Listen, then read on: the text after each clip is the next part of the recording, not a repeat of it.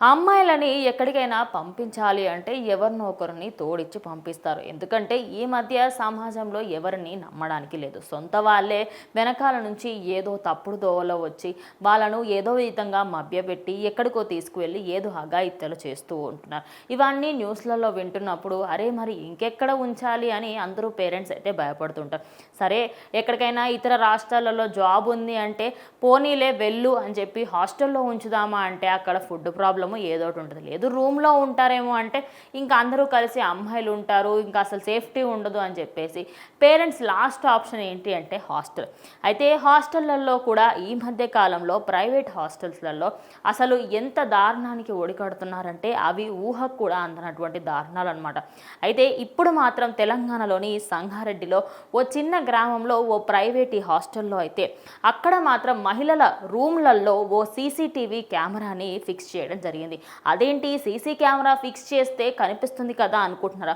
అయితే అది spy camera లాగా ఓ ఛార్జర్ లోపల పెట్టి ఆ ఒక రూమ్లో అయితే అది పెట్టడం జరిగింది. అయితే అమ్మాయిలు ఖచ్చితంగా ఛార్జరే అనుకొని రోజు దాన్ని పట్టించుకోలేదు. అయితే ఓ రోజు కరెంటు వెళ్ళినప్పుడు అదేవిధంగా ఎందుకో డౌట్ వచ్చి దాన్ని తీసి చూసినప్పుడు ఎందుకో ఇక్కడ స్పై కెమెరాలా కనిపిస్తుంది అనుకొని ఓపెన్ చేసి చూడగా అందులో చిన్న చిన్న 2 కెమెరాలు అయితే కనిపించాయి.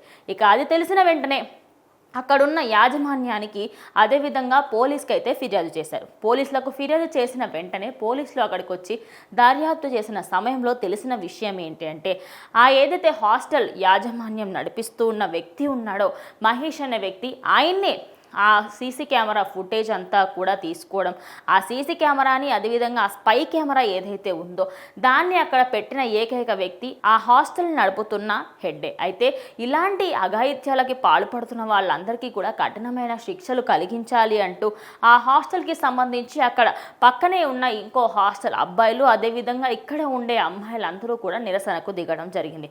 అయితే ఇప్పుడు మాత్రం పోలీసులు ఆ డేటానంతా ఆ ఓనర్ దగ్గర నుంచి తీసుకొని దాంట్లో ఎవరెవరైతే వీడియోస్ ఉన్నాయో వాటన్నిటిని ఎరేస్ట్ చేసే ప్రయత్నాలు అయితే చేస్తున్నారు.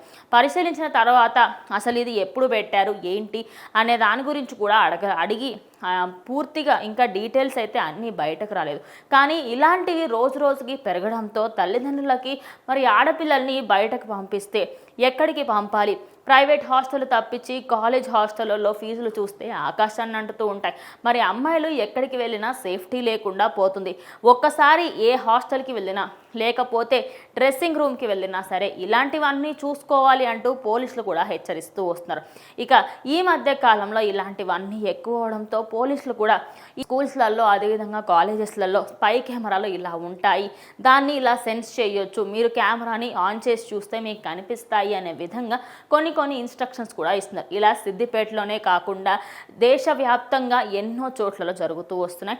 ఈ మధ్య కాలంలో ఇలాంటివన్నీ ఎక్కువ అవుతున్నాయి కాబట్టి అమ్మాయిలు జాగ్రత్తగా ఉండాలి. ఇంకా దానికి మనం ఎలాంటి ఆల్టర్నేటివ్ ఆప్షన్ ఇంకా చూసుకోలేదు.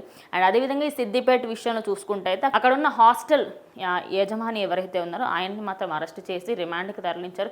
చూద్దాం మరి ఆయన ఎన్ని రోజుల నుంచి ఈ తతంగం అంతా నడిపిస్తున్నారు ఏంటనేది.